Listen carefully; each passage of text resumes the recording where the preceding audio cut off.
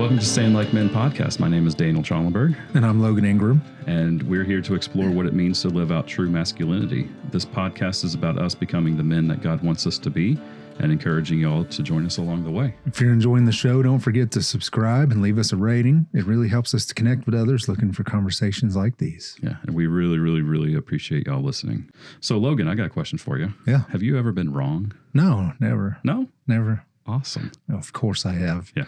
Many times. You want me to give you an example? If you want to. Sure. Do you feel comfortable with that? Sure.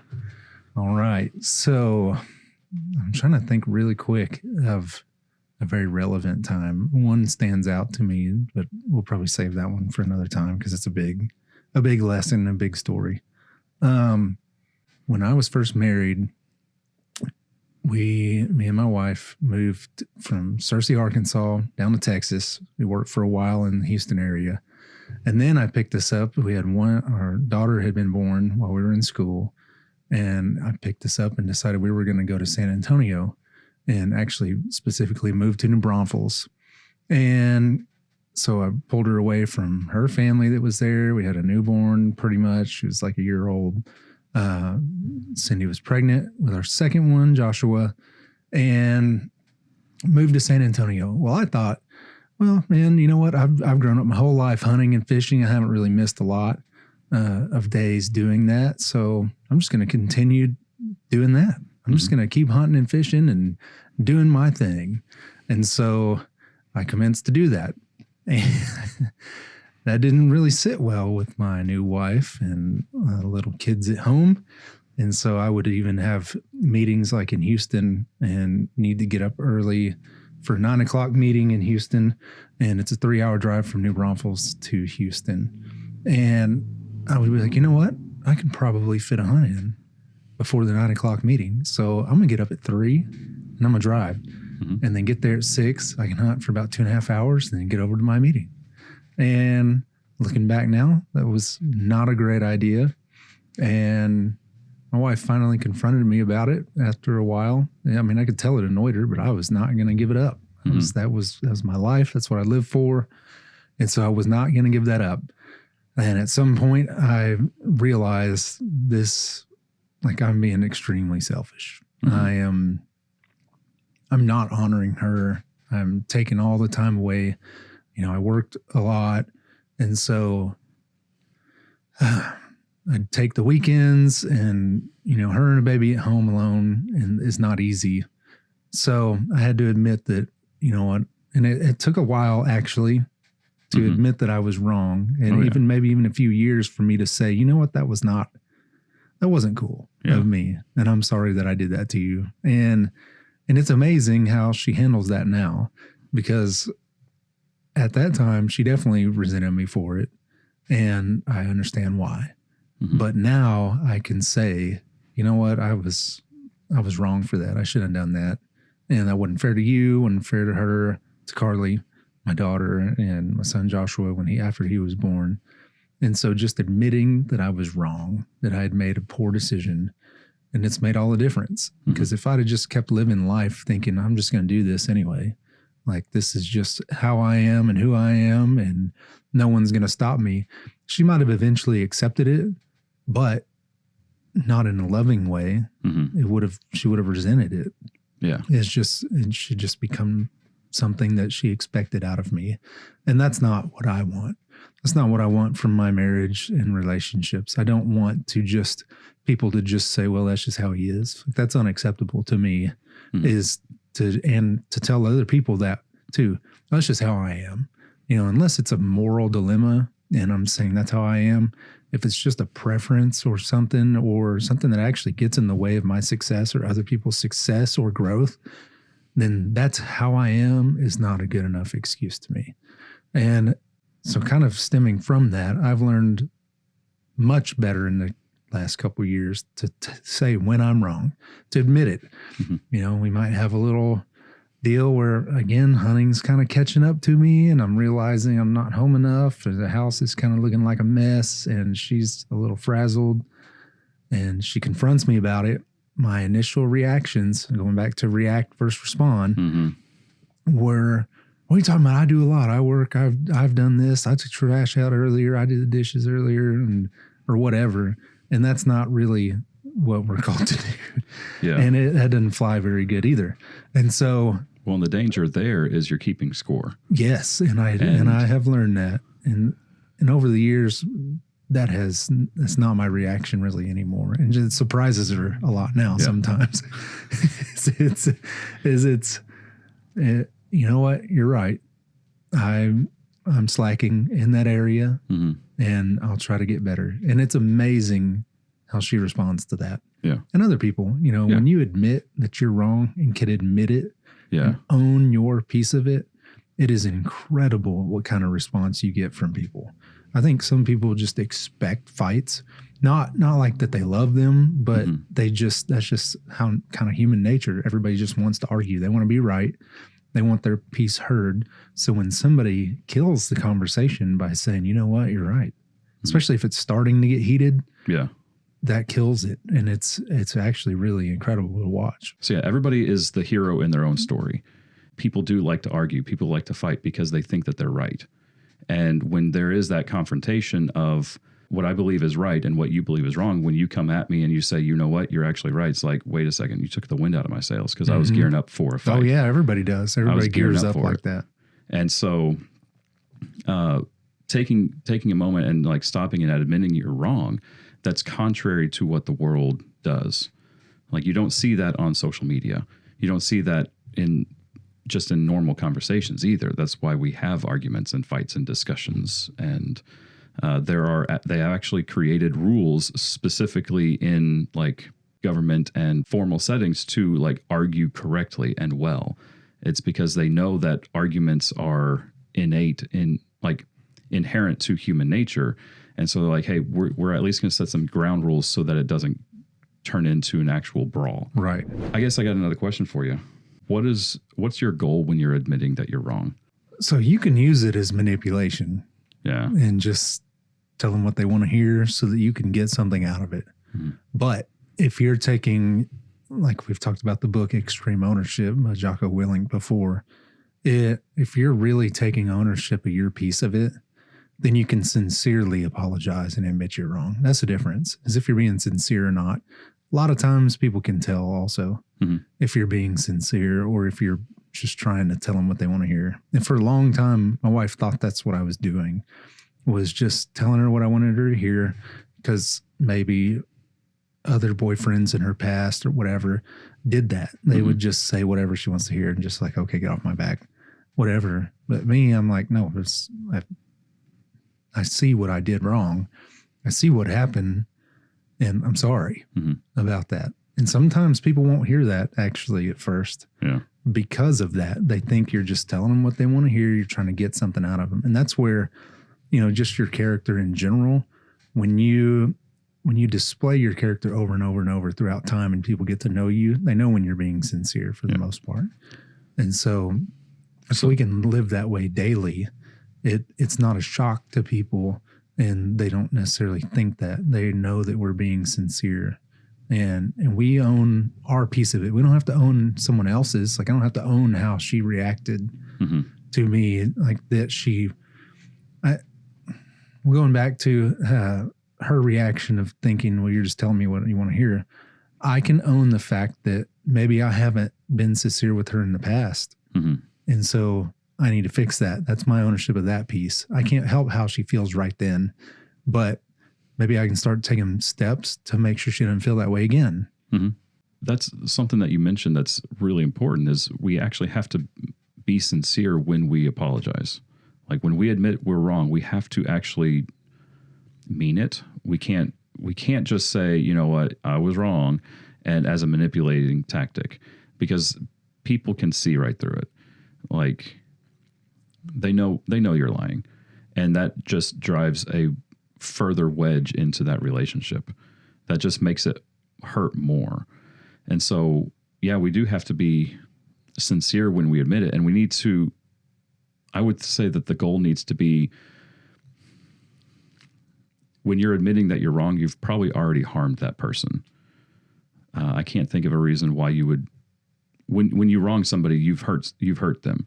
And so your goal is to mend that fence or to mend that wound. Well, there's a part of it where if you're sincere and you're admitting your wrongdoing, taking action to fix it speaks way louder than just saying you're sorry. Yeah. And we tell our kids that some is, if you're truly sorry, then this particular thing shouldn't happen again. And if it does, then we know it's a conscious decision that you did it on purpose. And so we've got to take that same deal. When we admit that we're wrong and we've created wrongdoing, we actually try to change. Like with the hunting thing with me, like I've specifically changed my behavior in that regard. Like I communicate with her about what's important and where I need to be, and if hunting is important that weekend or not, or if there's something else going on that it'd be better for me to stay home. And I've been able to let that go too, to where I know it's better for my relationship. A deer is a deer, duck, whatever. I mean, none of those things are actually important to me anymore. They're fun, but it's not important to me. My wife is important to me. Our relationship is important to me.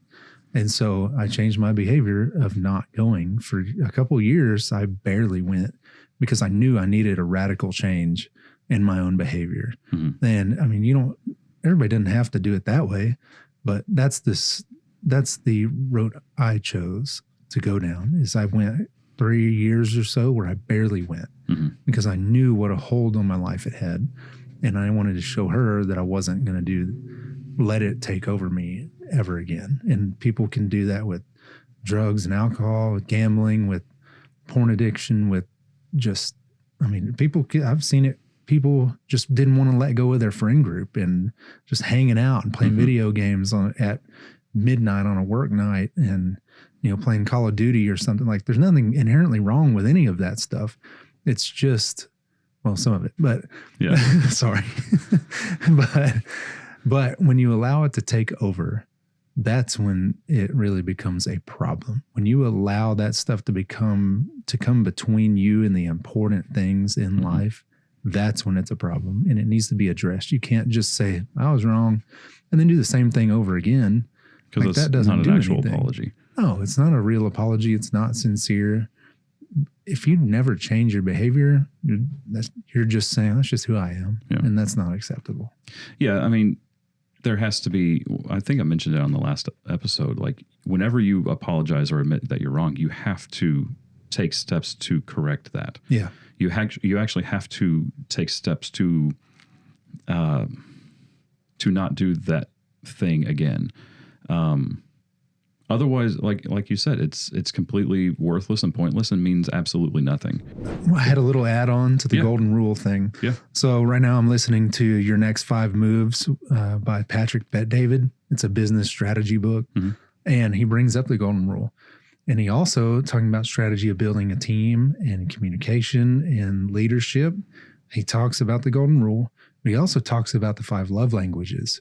And that, I think, fits in a lot with relationship and communication, because my love language was being alone, being out in the woods and being let alone to do that. My wife's is quality time. Well, so I can't exactly follow the golden rule, do unto others as you would have them do unto you, because she doesn't like hunting. Yeah. And I don't like shopping. Yeah. And so I actually have to do unto her how she would prefer and in the way she speaks love. And so, because I could just say, well, get over it. That's what I want. And so we can't do that. We have to know what the other person needs. For her is quality time. So I needed to be home. Well, the golden rule still fits in that, because it's, absolutely. You give to her what she needs as you would want her to give to you as you need. Yes, that's exactly right. It's not exactly, well, I don't care. I mean, because I do care about quality time, but it's not my number 1 or 2. It's important to you because it's important to her. Yes, exactly. And we all have to get to that point where the other person is more important than ourselves. It's a lot about selflessness. Yeah. Well, I mean, I maintain that, like, in order to be a man, you have to put others' needs above your own desires. I believe that. And my wife has needs, and I need to, she's important to me. I need to put her needs above my own desires. Like, I want to I don't know. I don't have any hobbies at the moment because I'm trying to think of a hobby that I want to do. Even recording this podcast, I'm like, okay, I want to go record and then I want to spend 3 hours editing this podcast. But then it's like, well, I could do that, but also she needs me to help her with the laundry. We've got company coming on Saturday. And so with company coming over, I have a responsibility to help out with the house. Yep. And she would not get on to me if I didn't do it. But I do know that she has a need to have the house ready for guests. And one of those rooms is the room that I'm currently recording in, or not recording in. One of those rooms is the room that I edit in. And so that room has gotten a little trashy. I need to clean it up. I have things I want to do that I enjoy doing, but I need to make sure that her needs are taken care of before I go off and do whatever it is I wanted to do. Now, that doesn't mean that I need to neglect myself or my own needs, because I know that there are other things that I need to do in order to be able to function as a husband and as a father. And she recognizes that and she understands that. And so, yes, take care of your needs. You have a need to eat. You have a need to work out or be physical. But like recognizing what the difference between a need and a desire is, that's a huge step in maturity. Mm-hmm. That's a huge step in growing and becoming the man that you need to be. Well, if we're following our verse, 1 Corinthians 16 in the verse 14 at the end, it's let all you do be done in love. Mm-hmm. If we're leading with that, then selfishness doesn't really have a role. No. And it doesn't have a place in our lives. And this isn't just being wrong with your spouse. I've had to apologize to employees. Mm-hmm. I've had to apologize to my parents. I apologized to my son about 2 days ago. Yeah. I got on to mine. I've gotten real bad about it lately, and I've had to apologize. He likes to take my stuff without asking, and it disappears. Uh-huh. And so when something goes missing, I have started assuming that it's him. Yeah. And I'll get really frustrated. Yeah. And then the other day I found my camera that I've been looking for 9 months in my bag that I put somewhere. Yeah. And I'd been getting on to him for weeks trying to find it. Yeah. And so I had to pull him aside and say, buddy, I'm really sorry. I did that and I shouldn't have. And it was a good teaching moment too, because I didn't use the past examples as an excuse for why I did that. But I tried to use it as a teaching moment for him to say, now these are pieces of your character too. Like you keep taking stuff without asking and it disappears. You're not taking responsibility for this stuff. Mm-hmm. And I said, so if you can work on that, then I can also be working on my stuff. Mm-hmm. It's kind of like what we're briefly mentioned, like keeping score and then recognizing aspects of character. Yes. And so like you've got like the story of the boy that cried wolf. Yeah. Like he if you don't know, like he kept yelling out, like, there's a wolf because he was bored or whatever. And then like eventually it got to where the townspeople didn't come out because they assumed that he was lying. And so it had been a part of his character that he would do that. It was a part of his character that he would lie and he would whatever. But the difference is, like, are you bringing up specific instances because there is a difference between keeping score and recognizing someone's character. Yes. I don't have the language proficiency or anything like that to be able to explain it well. I hear you. That's why I quit. But I feel like the handful of listeners that we have are wise enough to recognize this. If you're not wise enough to recognize this, that's okay. We don't judge you because we can't even explain it. Yeah. Go ahead and drop a comment in that YouTube video now. Tell us what words we're looking for. Send us a message on Facebook and ask better questions so that we can give you better answers. Yeah, there you go. So we're going to put that onto the listener. I think that was appropriately handled. I think so. Good job, us. I think so. Okay, so how do you do it? Like real quick, like what attitude do you have? Are you like humble? Are you confident? Are you a little bit of both? So I'm normally pretty scared. Yeah. Okay. And nervous about like, because something deep in you does not, I mean, deep in all of us, we don't want to admit that we're wrong. And so and sometimes I got to grit my teeth and do it. But I also believe in, your habits becoming your character. And so your thoughts become habits, the whole saying, we'll pull that out one day. Are you afraid that they're going to lose respect for you if you have to apologize for everything? I have thought that in the past because it was kind of a pattern of me not really following through. And so I was just saying sorry all the time. And it finally got to the point, like, quit doing stuff that I have to apologize for all the time and just start changing my habits. Yeah. Instead of doing the same things over and over. Yeah. Like I was sincere, but at the time I just wasn't quite willing to do the work to change my habit to where I don't have to keep saying sorry for almost the same thing every time. Yeah. I've noticed that, like, I usually, most of the times that I have to apologize are with my wife and son. And I think that's pretty natural, but like, I find that when I actually walk in and like apologize and say, I really screwed this one up, like I feel like they actually start to gain more respect because they're like, they knew that there was a problem. They knew that I screwed up. And so like sitting there and like actually admitting and saying, yeah, I really did screw this one up. They're like, okay, at least. And then they do see, like you were talking about, like changing that behavior in the future. And that seems to like, I think it does actually grow the respect that they have for you. So real quick before we close out, I want to talk about guilt and shame because they're very similar. And a lot of times people use these terms interchangeably, but I think they're very different in what happens from it. So I believe that guilt and shame are both regretting the thing that you said or did. But guilt drives you to correct it, where shame drives you to close in on yourself and circle the wagons and be defensive. Yep. And I think that guilt comes from the Holy Spirit and shame comes from the enemy. Yep. And if you're not sure who the enemy is, it's Satan. Ephesians talks about we're in a spiritual war. And like the longer I've lived, the more I realize that we are in a spiritual war. And like most of the times that like life starts getting very hard, I start to notice like, oh, this is an attack from Satan. This is an attack from Satan. And like, I'm picking up on I'm able to see the attacks more readily. That doesn't make them any easier. That actually, like, it's still very difficult. But what was I saying before I started going off on that little guilt and shame?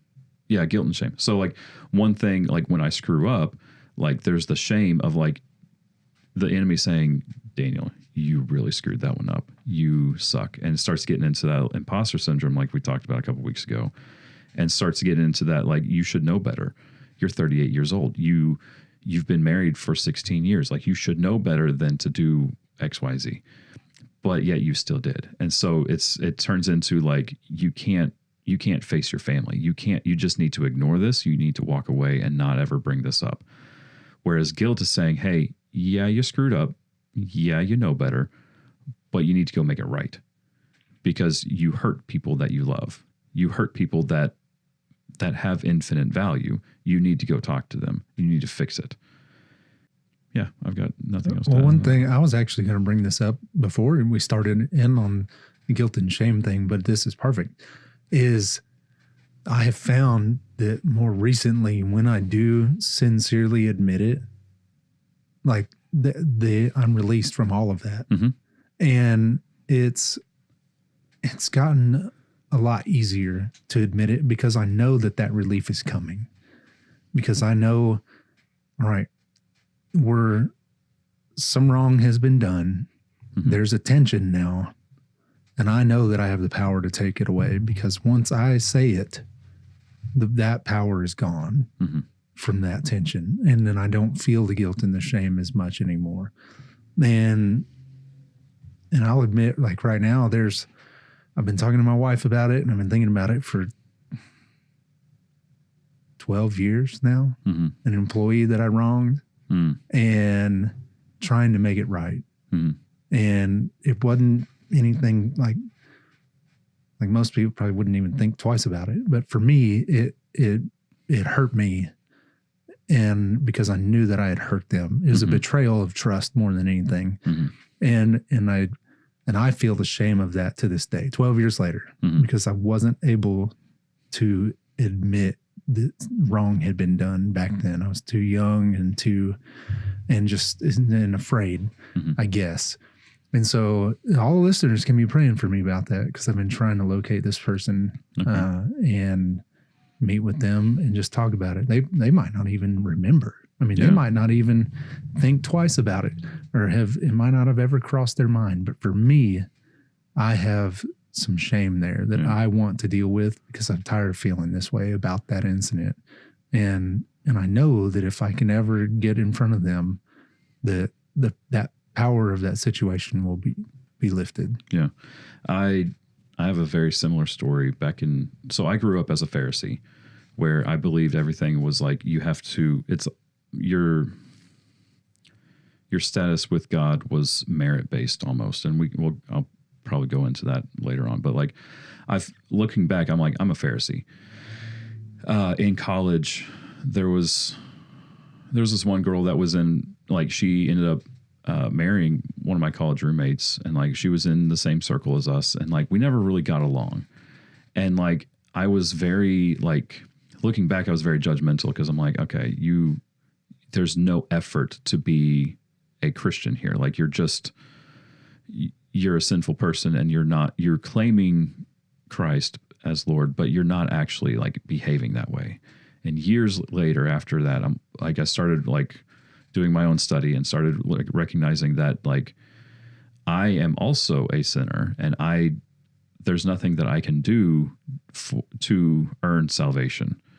And so I started recognizing that I had wronged her. And so I went, and I had no way of getting in touch with her. We lived across the country. I didn't have her phone number, but we were still Facebook friends somehow. And so I sent her a message, and I heard nothing back.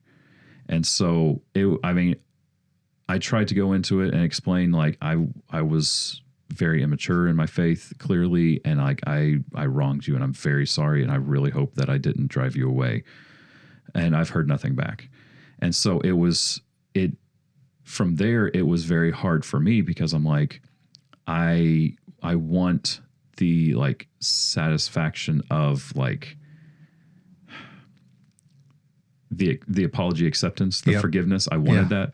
And I'm like, I want that, but I'm like, thankfully, because I was still very immature then, I just started realizing, but thankfully I did not follow up did you get my message?